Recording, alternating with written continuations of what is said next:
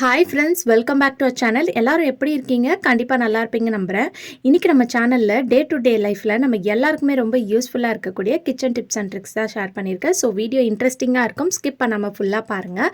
அதுக்கு முன்னாடி நீங்கள் இப்போ தான் நம்ம சேனலை ஃபஸ்ட் டைம் பார்க்குறீங்கன்னா இப்போவே சப்ஸ்கிரைப் பண்ணிக்கோங்க, கூட இருக்க பெல் சிம்லையும் கிளிக் பண்ணிக்கோங்க. அப்போ தான் நான் போடக்கூடிய வீடியோஸ் உங்களுக்கு நோட்டிஃபிகேஷனாக வந்து சேரும். இப்போ வாங்க வீடியோக்குள்ளே போகலாம். ஃபர்ஸ்ட் இப்போ என்னென்னு பார்க்கலாம். இந்த மாதிரி நம்ம கடையில் ஏதாவது பர்ச்சேஸ் பண்ணும்போது நம்மளுக்கு இந்த மாதிரி துணி பை வந்து கொடுப்பாங்க. அதை வந்து நீங்கள் சூப்பரான ஒரு ஆர்கனைசராக யூஸ் பண்ணிக்கலாம். இப்போ இந்த பையோட சென்டர் பார்ட்டில் மட்டும் இந்த மாதிரி ரெக்டாங்கிள் ஷேப்பில் கட் பண்ணிக்கோங்க. ஸோ இது எதுக்கு நம்ம யூஸ் பண்ண போகிறோம்னு பார்த்தீங்கன்னா, நம்ம வீட்டில் நிறைய வாட்டர் பாட்டில், ஃப்ளாஸ்க்லாம் வந்து யூஸ் பண்ணாமல் வச்சுருப்போம் இல்லையா? அதை வந்து இதில் வந்து நீங்கள் போட்டு ஆர்கனைஸ் பண்ணி ஸ்டோர் பண்ணி வச்சுக்கலாம். இந்த மாதிரி வைக்கும்போது பார்க்குறதுக்கும் நீட்டாக இருக்கும். ஸோ சம்டைம்ஸ் நம்ம ஏதாவது வாட்டர் பாட்டில், ஃப்ளாஸ்க் தேடும்போது கிடைக்காது. ஸோ இந்த மாதிரி ஆர்கனைஸ் பண்ணி நீங்கள் ஒரு வால் ஹுக்கில், ஆணியில் மாட்டி வச்சிட்டிங்கன்னா எடுத்து யூஸ் பண்ணுறதுக்கு உங்களுக்கு வந்து ரொம்பவே ஹெல்ப்ஃபுல்லாக இருக்கும். ஏன்னா தொலைஞ்சும் போகாது, பார்க்குறதுக்கும் வந்து பார்த்திங்கன்னா ரொம்ப அழகாக நீட்டாக இருக்கும். ஸோ பாருங்கள், இப்போ வந்து நீங்கள் விண்டோவில் கூட நீங்கள் ஒரு எஸ்ஹுக் மாட்டி அதில் கூட நீங்கள் மாட்டி விட்டுக்கலாம். ஸோ இந்த மாதிரி மாட்டி வச்சிட்டிங்கன்னா உங்கள் கண் எதிர்க்கே இருக்கிறனால கண்டிப்பாக வந்து தொலைஞ்சு போகாது. உங்களுக்கு ரொம்ப ஹெல்ப்ஃபுல்லாக இருக்கும். ட்ரை பண்ணி பாருங்கள். அடுத்த டிப் என்னென்னு பார்க்கலாம். நம்ம இஞ்சி வந்து நார்மலாக வந்து கத்தி யூஸ் பண்ணி தான் வந்து சீவோம் இல்லையா? இல்லைனா ஸ்பூன் யூஸ் பண்ணி கூட நீங்கள் சுரண்டிக்கலாம். கத்தியில் நம்ம இந்த மாதிரி சுரண்டும் போது அந்த மேலே இருக்கிற தோல் வந்து கொஞ்சம் ஸ்கின்னோட சேர்த்து தான் வருமே தவிர தனியாக வந்து அந்த தோல் மட்டும் உங்களுக்கு ரிமூவ் ஆகி வராது. அதுக்கு பதிலாக நீங்கள் வந்து ஸ்பூனை யூஸ் பண்ணி கூட நீங்கள் இதை வந்து பீல் பண்ணிக்கலாம் அதோட ஸ்கின்னை. அந்த மாதிரி பண்ணும்போது உங்களுக்கு வெறும் அந்த லேயர் மட்டும் வரும். அப்படி இல்லைனா இந்த மாதிரி ஸ்டீலில் இருக்கக்கூடிய வடிகட்டி நம்ம நிறைய பேர் வீட்டில் வச்சுருப்போம். இந்த மாதிரி சின்ன வடிகட்டி, அப்புறம் தேங்காய் பால்லாம் ஃபில்டர் பண்ணுறதுக்கு பெரிய வடிகட்டி வச்சுருப்போம் இல்லையா? அதை வந்து எடுத்துக்கோங்க. எடுத்துட்டு இந்த இஞ்சியை வந்து லைட்டாக அது மேலே ஸ்க்ரப் பண்ணி விட்டிங்கன்னா அந்த மேலே இருக்கிற தோல் லேயர் மட்டும் பார்த்திங்கன்னா உங்களுக்கு ரிமூவ் பண்ணி கொடுத்துரும். ஸோ இதில் பார்க்கும்போதே உங்களுக்கு நல்லா தெரியும், அந்த லேயர் வந்து காணும் பாருங்கள்.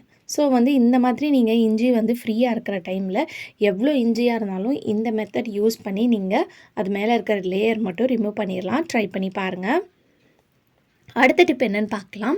நம்ம மிக்ஸி ஜாரோட பிளேட் வந்து ரொம்ப வந்து ஷார்ப் லெஸ் ஆயிடுச்சுன்னா இந்த டிப் ஃபாலோ பண்ணிக்கோங்க. நான் இன்றைக்கி சொல்கிற இந்த 3 ஐடியாவில் எந்த ஐடியா வேணாலும் ஃபாலோ பண்ணிக்கலாம். ஒன்று, முட்டை ஓடு இருக்கு இல்லையா? அதை வந்து நல்லா வாஷ் பண்ணி வெயிலில் காய வச்சு ட்ரை பண்ணி அதை போட்டு நீங்கள் அரைச்சாலும் உங்கள் பிளேட் வந்து ஷார்ப்பன் ஆகும். அப்படி இல்லைனா நம்ம வீட்டில் இருக்கக்கூடிய கல் உப்பு, அந்த உப்பையும் நீங்கள் போட்டு அரைச்சாலும் பிளேட் ஷார்ப்பன் ஆகும். அப்படி இல்லைனா நம்ம வீட்டில் வந்து கண்டிப்பாக ஐஸ் க்யூப்ஸ் வச்சுருப்போம். அந்த ஐஸ் க்யூப்ஸை வந்து இதில் போட்டுட்டு ஒரு சுற்று மட்டும் சுற்ற விடுங்க. இந்த மாதிரி சுற்ற விடுறனாலையும் உங்களுக்கு பிளேடு வந்து பார்த்திங்கன்னா நல்லா ஷார்ப்பன் ஆகும். ட்ரை பண்ணி பாருங்கள். அடுத்த டிப் என்னென்னு பார்க்கலாம். நம்மளுக்கு வளையல் வந்து போடும்போது சம்டைம்ஸ் போட்டதுக்கப்புறம் ரிமூவ் பண்ணுறதுக்கு ரொம்ப டைட்டாக இருக்கும் இல்லையா? ஸோ இந்த மாதிரி கீறுற மாதிரி டிசைன் மாடல்லாம் இருந்துச்சுன்னா ரிமூவ் பண்ணும்போது இந்த இடமே நம்மளுக்கு வந்து பார்த்திங்கன்னா வலிக்கும். ஸோ அந்த டைமில் இந்த டிப்பை வந்து ட்ரை பண்ணி பாருங்கள். மெயினாக சின்ன பசங்களுக்கு ஏதாவது வளையல் போட்டுட்டு நம்ம அவுக்கிறதுக்கு கஷ்டமாக இருந்ததுன்னா பசங்க ரொம்ப அழுவாங்க. அந்த டைமில் இந்த மாதிரி டிப்பை நீங்கள் சின்ன பசங்களுக்கு கூட ட்ரை பண்ணிக்கலாம். அதுக்கு வந்து ஒரு பிளாஸ்டிக் கவர் எடுத்துகிட்டு வளையலுக்குள்ளே இந்த மாதிரி இன்செக்ட் பண்ணி விட்டுருங்க. இந்த மாதிரி போட்டதுக்கப்புறம் இதை நல்லா வந்து இழுத்திங்கன்னா வளையலுக்குள்ளே ஃபுல்லாக வந்து அந்த கவர் போய் மாட்டிக்கும்.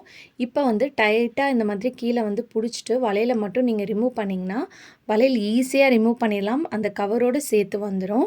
ஸோ இந்த டிப் வந்து பார்த்திங்கன்னா நீங்கள் கண்டிப்பாக ரொம்ப எல்லா லேடிஸ்க்கும் யூஸ்ஃபுல்லாக இருக்கும். கண்டிப்பாக இந்த டிப்பை வந்து உங்கள் ஃப்ரெண்ட்ஸ் கூடயும் வந்து ஷேர் பண்ணிக்கோங்க. அடுத்த டிப் என்னென்னு பார்க்கலாம். அதுக்கு வந்து நான் இங்கே இயரிங் தான் எடுத்திருக்கேன். ஸோ இந்த மாதிரி ஜிம்காஸ் இயரிங்லாம் எல்லா லேடிஸ்க்குமே ரொம்ப பிடிக்கும் போடுறதுக்கு. பட் சம்டைம்ஸ் சில பேருக்கு வந்து பார்த்திங்கன்னா காது வர ஹோல்ஸ் வந்து பெருசாக இருக்கிறனால இந்த மாதிரி இயரிங் போட்டிங்கன்னா கொஞ்சம் வந்து தொங்குற மாதிரி இருக்கும் இல்லையா? அந்த மாதிரி ப்ராப்ளம் ஃபேஸ் பண்ணுறனால நிறைய பேர் இந்த மாதிரி இயரிங்ஸ் வந்து அவாய்ட் பண்ணுவாங்க போடாமல்.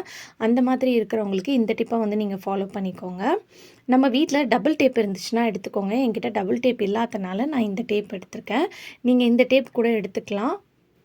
ஸோ இந்த டேப்பை வந்து குட்டியாக வந்து கட் பண்ணிக்கோங்க. ஒரு பீஸ் வந்து இந்த மாதிரி குட்டியாக கட் பண்ணிவிட்டு இதை நல்லா வந்து இந்த மாதிரி ஃபோல்ட் பண்ணி எடுத்துக்கோங்க. ஸோ இதை ஃபோல்ட் பண்ணிவிட்டு நம்ம இயரிங் வச்சுருக்கோம் இல்லையா? அதை வச்சு இதில் வந்து நல்லா ப்ரெஸ் பண்ணி நீங்கள் ஹோல்ஸ் போட்டிங்கன்னா ஒரு ஹோல் மாதிரி ஃபார்ம் ஆயிரும். டபுள் டேப்பா இருந்தா இன்னும் உங்களுக்கு ஸ்ட்ராங்கா இருக்கும். ப்ளஸ் வந்து ஈஸியாவும் இருக்கும். இதுக்கப்புறம் நீங்க இந்த மாதிரி ஆணி போட்டு கம்மல் போட்டிங்கன்னா, உங்க காதுல வந்து நல்லா வந்து இது ஒரு கோட்டிங் மாதிரி, லேயர் மாதிரி இருக்கறனால, நீங்க எவ்ளோ வெயிட்டான இயரிங், எவ்ளோ பெரிய இயரிங் போட்டாலும் உங்களுக்கு அந்த காது வந்து பார்த்தீங்கன்னா தொங்காது.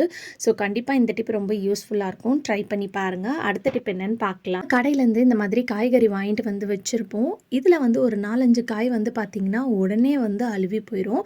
அத வந்து ஃப்ரிட்ஜில வைக்காம வெளிய வச்சே எப்படி வந்து ஒரு 10 நாள், 15 நாள் வரைக்கும் ஃப்ரெஷ்ஷா வைக்கலாம் அப்படின்ற ஒரு சின்ன டிப் தான் நான் ஷேர் பண்ணியிருக்கேன். ஏன்னா, இந்த மாதிரி கேரட், முள்ளங்கி, அவரைக்காய், பீன்ஸ் இதெல்லாம் வந்து பார்த்திங்கன்னா, வாங்கிட்டு வந்து 2, 3 நாள்லேயே வந்து உடனே வந்து இந்த காய் வந்து வேஸ்ட்டாக போயிடும். ஸோ அவரைக்காய் வாங்கும்போது எப்போவுமே வந்து பார்த்து வாங்குங்க. நீங்கள் ஸ்டோர் பண்ணுறதுக்கு முன்னாடி அதில் வந்து லைட்டாக கட் ஆகிருக்கிறது, ஒரு மாதிரி பூச்சி வந்த மாதிரி இருந்துச்சுன்னா, அதெல்லாம் வந்து இது கூட போட்டு வைக்காதீங்க. இந்த மாதிரி லைட்டாக இருந்தால் கூட அதை ரிமூவ் பண்ணிடுங்க. ஸோ ஒன்று தானேன்னு சொல்லிட்டு நம்ம அது கூட போட்டு வைக்கிறனால, இந்த காய் மொத்தமும் வந்து பார்த்திங்கன்னா கெட்டு போகிறதுக்கு சான்ஸ் இருக்குது. ஸோ எப்போவுமே காய் வாங்கிட்டு வரும்போது ஸ்டோர் பண்ணி வைக்கும்போது இதை வந்து நல்லா தனித்தனியாக பார்த்து வச்சுக்கோங்க. அதே மாதிரி பீன்ஸ்லேயும் வந்து பார்த்திங்கன்னா லைட்டாக வந்து உடஞ்சி போயிருக்கும், அங்கங்கே ஹோல்ஸ் இருக்கிற மாதிரி இருக்கும். அந்த மாதிரி இருந்துச்சுன்னா தனியாக எடுத்து வச்சுருங்க. அதெல்லாம் வந்து நம்ம ஸ்டோர் பண்ணி வைக்கும்போது அது கூட ஸ்டோர் பண்ணி வைக்கக்கூடாது. அதே மாதிரி முள்ளங்கியும் வந்து பார்த்திங்கன்னா நம்ம மேலே இருக்கக்கூடிய இந்த பாட்டை வந்து நம்ம கட் பண்ணி வச்சுக்க போகிறோம். கேரட், முள்ளங்கி 2த்துக்குமே மேலே கீழே இந்த 2 இடத்துலையும் வந்து நம்ம கட் பண்ணி வைக்கணும். அப்போ தான் வந்து பார்த்திங்கன்னா ஒரு வாரம் வரைக்கும் வந்து கண்டிப்பாக உங்கள் காய் வந்து ஃப்ரெஷ்ஷாக இருக்கும். ஏன்னா இந்த முள்ளங்கி, கேரட்லாம் வந்து ஒரே மாதிரி தான் நம்ம ஸ்டோர் பண்ணி வைக்கணும். ஸோ அதனால் மேலேயும் கீழேயும் மட்டும் கட் பண்ணிக்கோங்க. அதே மாதிரி பீட்ரூட்லேயும் இந்த இருக்கிற பாட்டை மட்டும் கட் பண்ணி வச்சுக்கோங்க. ஏன்னா அந்த மேலே இருக்கிறனால அழுவி போகக்கூட சான்ஸ் இருக்குது. ஸோ பீட்ரூட் அந்த அளவுக்கு வந்து பார்த்திங்கன்னா உடனே அழுகி போகாது. பட் கேரட்டு, இந்த அவரைக்காய், பீன்ஸ்லாம் வந்து பார்த்திங்கன்னா உடனே காஞ்ச மாதிரி ஆயிரும். ஸோ அதுக்கு வந்து நீங்கள் மேலே இருக்கக்கூடிய அந்த இலைகளெல்லாம் கட் பண்ணி எடுத்துடலாம். இப்போ இந்த மாதிரி ஒரு அகலமான பாத்திரம் எடுத்துக்கோங்க. ஒரு நல்ல பெரிய டவலை வந்து நல்ல ஈரமாக நனைச்சு நல்ல ட்ரையாக பிழிஞ்சிடணும். அதில் தண்ணி இருக்கவே கூடாது. கையில் நீங்கள் தொட்டு பார்த்திங்கன்னா உங்களுக்கு அந்த ஈரப்பதம் கையில் வரக்கூடாது. லைட்டாக அந்த துணி மட்டும் ஈரமாக இருக்கணும், அவ்வளோதான். இப்போ இதில் வந்து கேரட், முள்ளங்கி, அவரைக்காய், பீன்ஸ் இதை எல்லாத்தையும் வந்து இந்த அகலமான பாத்திரத்தில் ஒரு டவலை விரிச்சிட்டு அதுக்கு மேலே தனித்தனியாக இந்த மாதிரி செப்பரேட்டாக வந்து வச்சு விடுங்க. சிம்பிளான விஷயம் தான். ஆனால் இந்த மாதிரி பண்ணி ஸ்டோர் பண்ணி வச்சிங்கன்னா 10 நாள் வரைக்கும் உங்கள் காய் வந்து பார்த்திங்கன்னா ஃப்ரெஷ்ஷாக இருக்கும். அதே மாதிரி டவல் வந்து ரொம்ப ஈரமாக இருக்கக்கூடாது. பிழிஞ்சு பார்த்திங்கன்னா அப்படியே ஈரமாக தண்ணி வர்ற மாதிரி இருக்கக்கூடாது. நல்லா ட்ரையாக வந்து இருக்கணும். டவல் பார்க்குறதுக்கு ஈரமாக இருக்கணும். தொட்டால் லைட்டாக ஈரமாக இருக்கணுமே தவிர நல்லா வந்து தண்ணி பிழிகிற அளவுக்குலாம் ஈரமாக இருந்துச்சுன்னா கண்டிப்பாக அந்த காய் வந்து பார்த்திங்கன்னா அழுகி போயிடும். ஸோ அதை மட்டும் பார்த்துக்கோங்க. இந்த மாதிரி வச்சதுக்கப்புறம் இந்த டவல் எல்லாத்தையும் நல்லா டைட்டாக, கொஞ்சம் கூட கேப் இல்லாமல் நல்லா டைட்டாக இந்த மாதிரி வச்சு விடுங்க. கொஞ்சம் கேப் இருந்தால் கூட இந்த மாதிரி கேப் இருக்கக்கூடாது. இருந்தால் காற்று உள்ளே போச்சுன்னா எல்லா காயும் வந்து பார்த்திங்கன்னா அழுகி போயிடும். ஸோ இந்த சின்ன மெத்தடை மட்டும் நீங்கள் ஃபாலோ பண்ணிங்கன்னா 10லேருந்து 15 நாள் வரைக்கும் உங்கள் காயை ஃப்ரிட்ஜ்லேயே வைக்காமல் வந்து நீங்கள் ஃப்ரெஷ்ஷாக ஸ்டோர் பண்ணி வச்சுக்கலாம். அந்த டவலை வந்து டெய்லி பாருங்கள். தொட்டு பார்க்கும்போது கொஞ்சம் ட்ரையாக இருந்துச்சுன்னா மேலே மட்டும் லைட்டாக இந்த மாதிரி தண்ணி தெளித்து விடுங்க. மற்றபடி நீங்கள் வந்து ரொம்ப தண்ணிலாம் வந்து போட்டு நினைக்கணுன்ற அவசியமே கிடையாது. ஸோ கண்டிப்பாக இந்த டிப் எல்லாருக்குமே ரொம்ப யூஸ்ஃபுல்லாக இருக்கும். அதே மாதிரி நீங்கள் ஒவ்வொரு வாட்டி யூஸ் பண்ண காய் எடுத்ததுக்கப்புறமும் நல்லா டைட்டாக க்ரிப்பாக வந்து இந்த டவலை வந்து ஒவ்வொரு காயிலையும் அதே மாதிரி காய்கறி கழுவிட்டு இதில் வச்சு போடக்கூடாது. அப்படி போட்டால் கூட உங்களுக்கு காய் வந்து அந்த ஈரப்பதனால உங்களுக்கு அழுவி போயிடும். ஸோ கண்டிப்பாக ட்ரை பண்ணி பாருங்கள். ஓகே ஃப்ரெண்ட்ஸ், இன்றைக்கி வீடியோவில் நான் ஷேர் பண்ணி இந்த டிப் கண்டிப்பாக உங்களுக்கு யூஸ்ஃபுல்லாக இருக்கும்னு நினைக்கிறேன். அப்படி யூஸ்ஃபுல்லாக இருந்துச்சுன்னா மறக்காமல் நம்ம சேனலை லைக் பண்ணுங்கள், ஷேர் பண்ணுங்கள், கமெண்ட் பண்ணுங்கள், சப்ஸ்கிரைப் பண்ணிக்கோங்க. Thank you for watching.